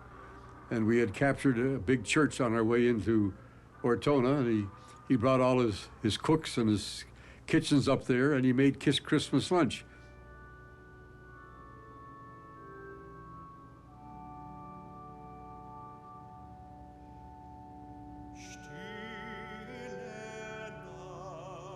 The Christmas dinner, it started 11 o'clock, December the 25th.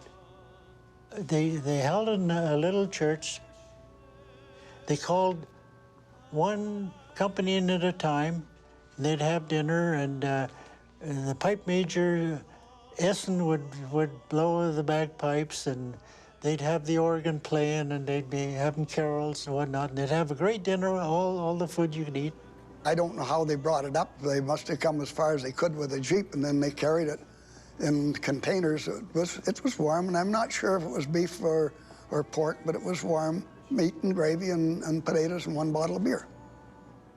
Was the Christmas dinner within range of the German guns? Oh, yes, yes. You still, they were still, the German guns was, the shells are still breaking all around the Germans with their 88 guns, still lobbing their shells into Ortona, yes. I never took part of it because we were too busy picking up the wounded.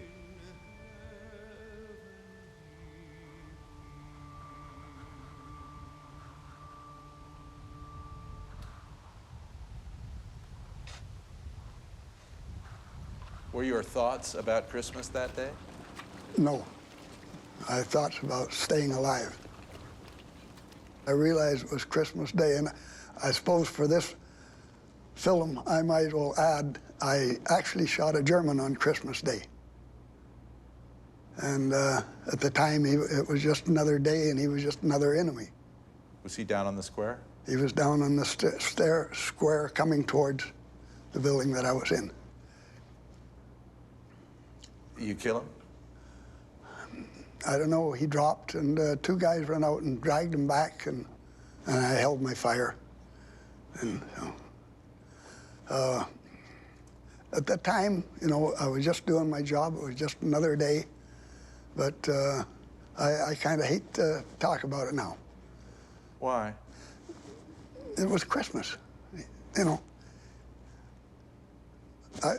Thinking about it now, you know, I should have taken my chances and let him go because, you know, it just bothers me because I'd killed somebody on Christmas Day or wounded somebody. I don't know if he was wounded or killed. I have no idea, but just the thought of me doing that is kind of upsetting.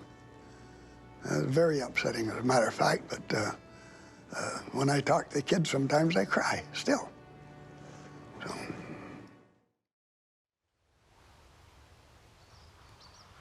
At 8 o'clock this morning, there was a strange silence. The colonel grinned when I came in. I said, "Don't tell me." And he replied, "Yes, I think we've got Ortona." Wir mussten dann aufgeben, weil die Übermacht war zu groß. Und da war es vorbei, ne? War Ortona gefallen. Dann im Ende Dezember sind wir alle ab. Da haben wir Ortona aufgegeben. Dann war es aus.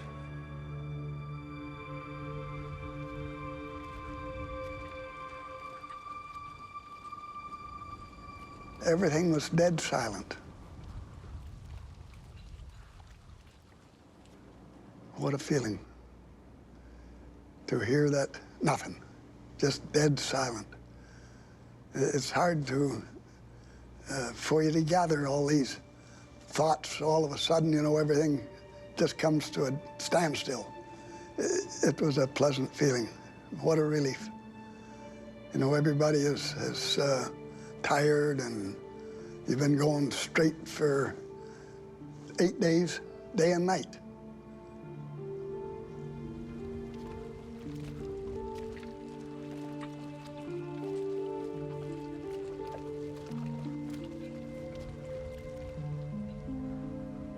I don't know where the people that lived in Ortona, I have no idea where they went. But I know that the day that they pulled out of there, German pulled out, that they were coming in from the caves that they had dug in. And I always remember one woman carrying a little baby, just born, I presume, into a piece of burlap, carrying it out of this cave. And they were all asking for food, and we never had food to give them, so they suffered too, the population, the poor.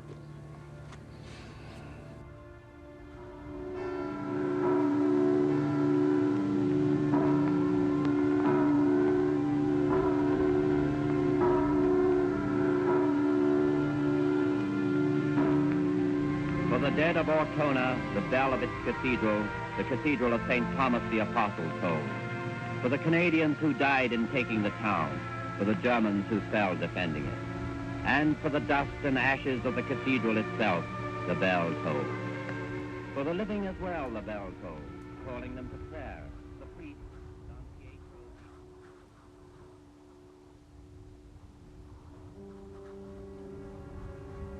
I have nights where I dream that I go back to Ortona and saw this German going with his long winter coat on. There's 3 guys.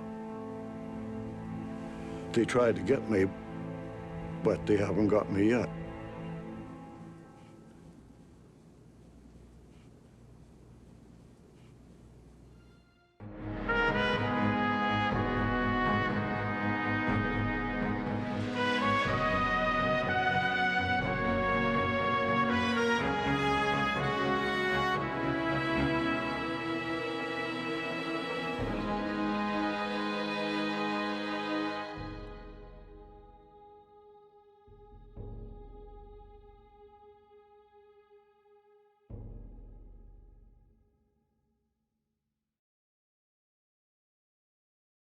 You could see the flames shooting out of some of the tanks that had been already hit.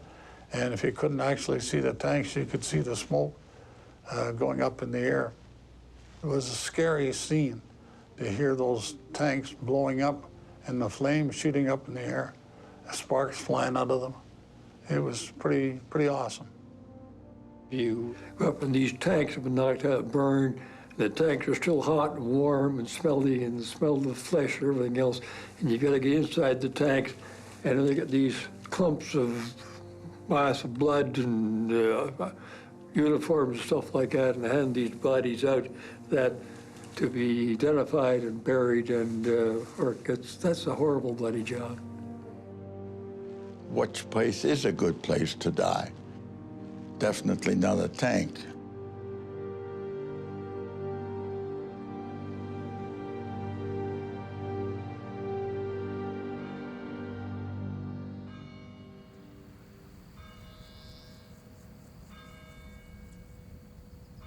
It was not tank country. Italy is in the shape of a shoe, and there are mountains running right down the middle. Every 3 or 4 miles was another river that we had to fight our way over. Very, very rough, bad country for tanks.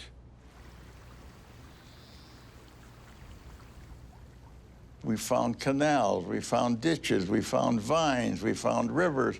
Never did we find tank country. This is Peter Stursberg of the CBC reporting from the Italian front. After the Canadian Corps broke through the Adolf Hitler line and the firm base was established, the regiment was ordered to drive through, seize and hold the crossings of the Melfa River, the key to the situation. before we were all ready to go, I would sit in the turret, open a can of bully beef and have breakfast and wash it down with rum, because I always had a lot of rum around. And I would be scared. I knew it was coming, and I knew I might be dead. I knew my tank might go. And I would try to tell funny stories over the microphone to my men. Even if they weren't funny, they'd laugh because they were as uptight as I was. We were Sherman tanks. An American tank weighs 31 tons. Not nearly armored as well as the German Panzers or Grenadiers. Our shells would just, armor-piercing shells would just bounce off a Panther attack, but we move quickly.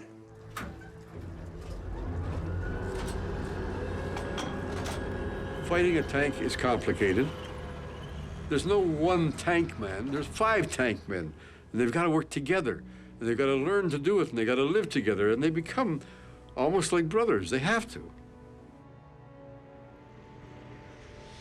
I would say we were quite close, but they also kept changing too. I've had a lot of them die. We went into action, about 6 o'clock in the morning. Sun was, this was May, the sun was up early.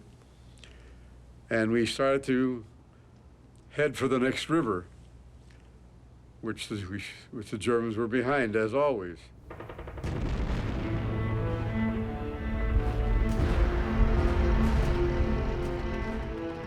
When we got to the Amalfi, we were pinned down.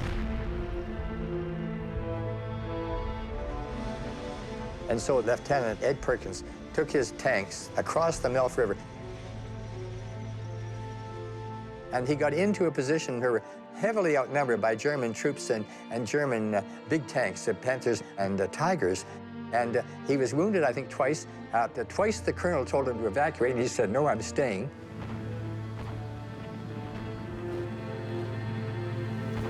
We're now on the north bank of the Amalfi, and our tanks are in a hull-down position. There was a considerable amount of tank fire.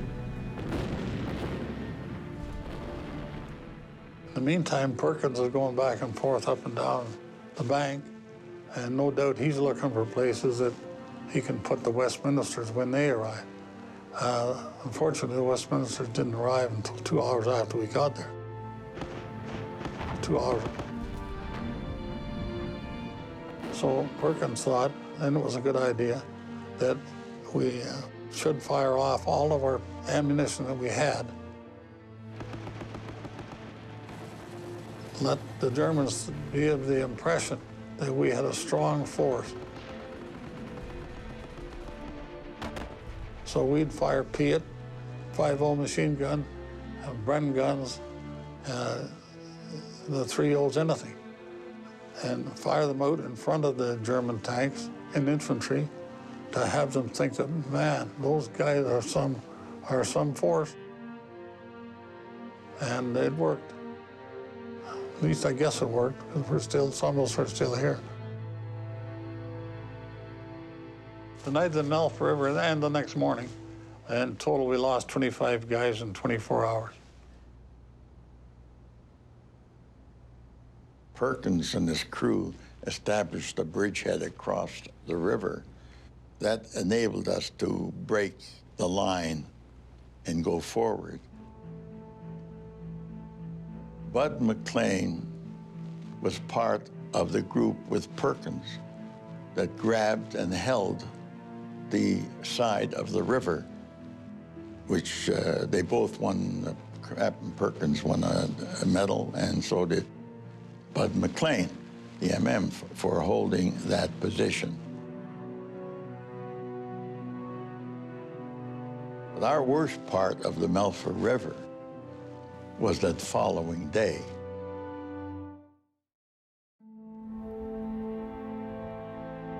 There was a good deal of haze between the Amalfi and the Leary from the smoke of battle, but I could make out some movement on the road. Spread over the green countryside were Canadian tanks, and some were moving forward as there were handkerchiefs of dust clinging to them. May 24th was the day of the Amalfi River. We pulled back May 25th. We were not seasoned veterans. We all pulled our tanks back and parked them near each other and jumped out of the tanks to see who was hit and who was alive and so forth. And unbeknown to us, there was a German with a radio not far away and brought Nebelwerfers, as they were called, and brought them right down on our tanks.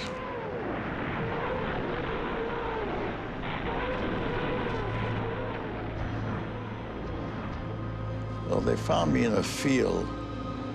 I'd gotten out of the tank, evidently, and was wandering around.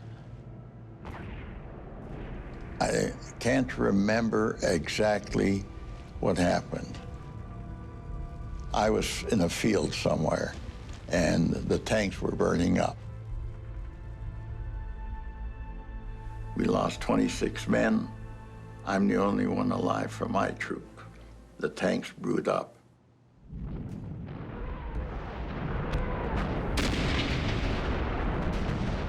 They call for stretcher bearers, and you have to go out there, whether the shells are bursting or the bullets are flying. This was their job, and there was very few of us that could do it. A lot of the other boys, when they're firing and the shells are flying, they wouldn't dare go out. I volunteered many a times to do different things where other boys wouldn't go. And when we pulled people out of the tanks, we'd grab a hold of their arm or their head would come off. They would cook like a turkey.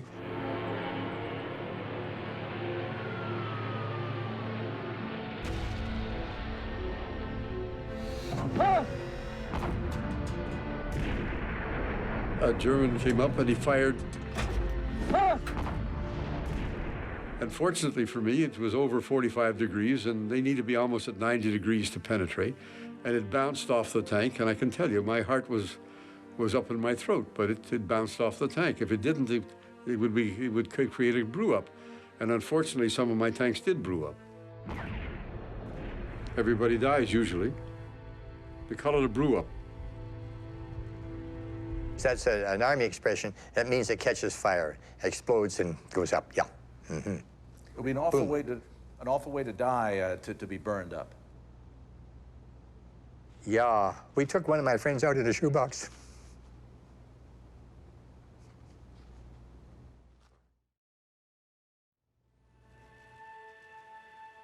A third of our tanks were lost in that one day, and a third of our officers. That was worse for us in casualties than the actual action at the Melfa itself.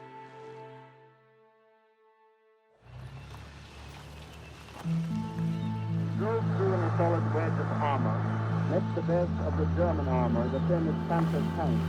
And although knowing themselves outgunned, another group commander shirked his duty. Many times they drove the Germans like hound dogs after rabbits.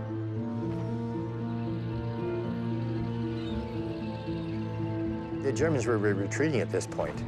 Yeah, we put them on the run. We were advancing in all this line. There's not just the Strathconas, but there are other regiment brigades and the Perth Regiment and the Irish and the various infantry, Cape Breton Highlanders. They were all coming in line after us. The tanks went in there first. You were trying to go forward, basically to kill the Germans. And you saw them, you started to kill them.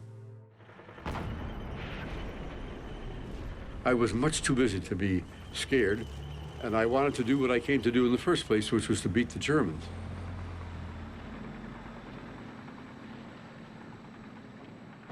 We shot the first Tiger tank in Italy. And if you shoot it head on, you can't penetrate it. The only way is from the back, or we knocked the tread off, which has to be a good lucky shot. And the first Tiger, we knocked the tread off, and the crews of the Tiger tank evacuated. And we shot with machine guns on them.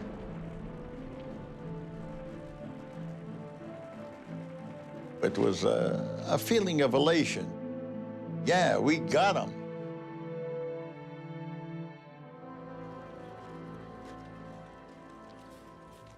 We never, to my knowledge, ever killed a prisoner, ever. But we could refuse to take prisoners, which is what they were doing. And in one case, I overran a position, and the people jumped out and dropped their rifles and stuck their hands in the air and started to scream, "Camarade, camarade." And I refused to accept their surrender. I just turned my gunner loose on them and wiped them out.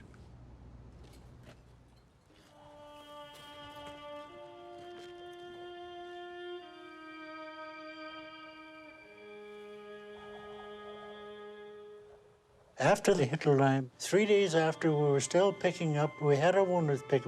So we were loading the dead on a flat car, on a flat box of a truck, and our sergeant picked up his own son. He didn't know he was in the army. He absolutely went berserk, I'm telling you.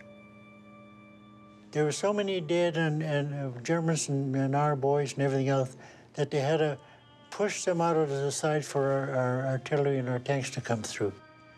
And after 3 days, we didn't have our dead picked up, so the bulldozers came in and dug big holes and just pushed everybody in. So they were both German and Canadian dead? Both German, Canadian, and there was animals and everything else. The Melfa River was the great breakthrough. That sort of paved the route to Rome.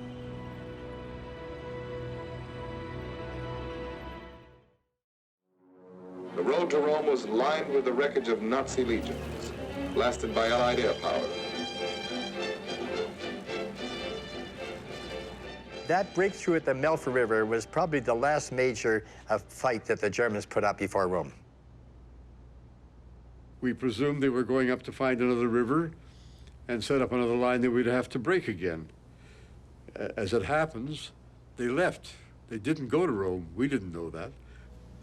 Films taken by Italian anti-fascists show the evacuation of Rome, one of the greatest blows of the war to Nazi prestige. The streets were deserted as the Nazis left. We were told to stop. And we sent back a message saying, we're only 26 miles out of Rome and they're running. We can be there in 2 hours. We were told you will stop immediately. Do not go any farther. Stop where you are. And we stopped where we were, and we found out later the Americans wanted to take Rome. The Canadians were definitely the ones that broke the Hitler line, which then opened up the road to Rome. No question about it. But within the short distance of being Rome, they pulled us back, and the Americans marched in. That was 2 days before D-Day, by the way. June 4th, 1944. Rome was free, liberated after 21 years of fascist rule. We could never understand it. We were there to liberate it, but politically, the Americans marched in. More citizens turn out to greet the Yanks, as now, in formal order, they pour through the gates into the ancient city. We done all the work and all the hardships and whatnot, and they took the glory. General Clark enters Rome. Europe's first capital to fall to Allied armies of liberation is now officially occupied. The Roman populace begins to gather in a joyful reception. General Mark Clark, the American, pulled the Canadians out and put the Americans to go into Rome. Oh, we were so furious we'd have killed the Americans faster than the Germans if we got them. But however, Clark, I think he got his comeuppance later, I think even from the Americans, because in going into Rome like that and picking up the glory, he allowed a whole German army group to escape.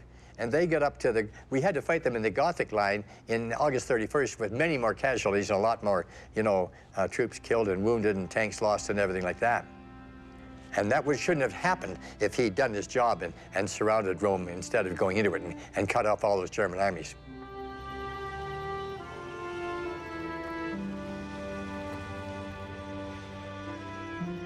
we looked back at what we had accomplished. We had forced the Italian army out of the war altogether. We were containing close to 1 million Germans, over 900 and some odd thousand Germans. We were containing them in Italy. And if we hadn't done that, both the Italian and the German troops would have been quickly transported up into Northwest Europe and would have made that campaign an even tougher one than it was. And of course, 6th of June, D-Day up in Normandy, and they kind of forgot about us down there in Italy.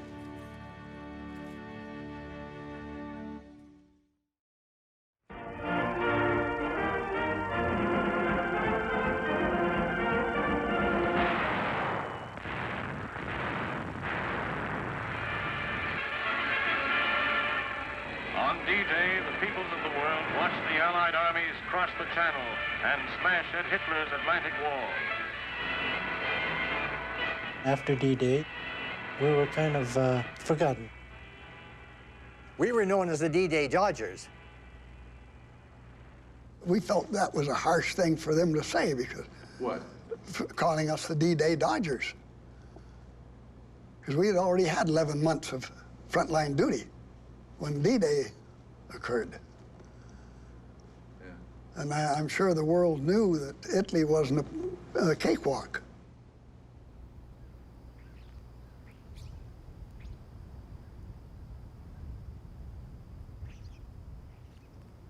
I've been back to Italy 5 times, eh? And I have visited, one time or another, every cemetery that we have friends of mine buried in. How does that feel? It's cathartic in a way, because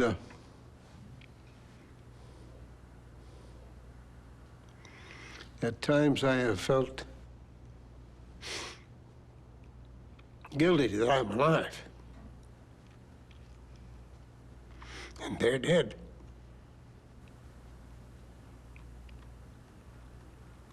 Can you understand that?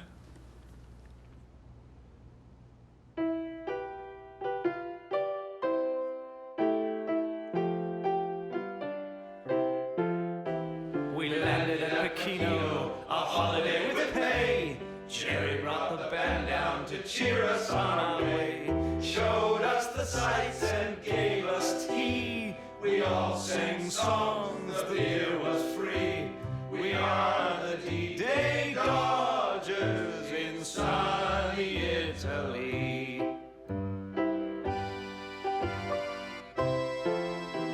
Sorrow and Ortona were just a couple of names. We only went there looking for the dames. Casino and the Melva were just a bust. We did damn all, sat on our arse. We are the D-Day Dodgers over here in Italy. When you look around the mountains through the mud and rain, you'll find the crosses, some which bear no name. Heartbreak and toil and suffering gone, the boys beneath them slumber on. They were the D-Day Dodgers who'll stay in Italy.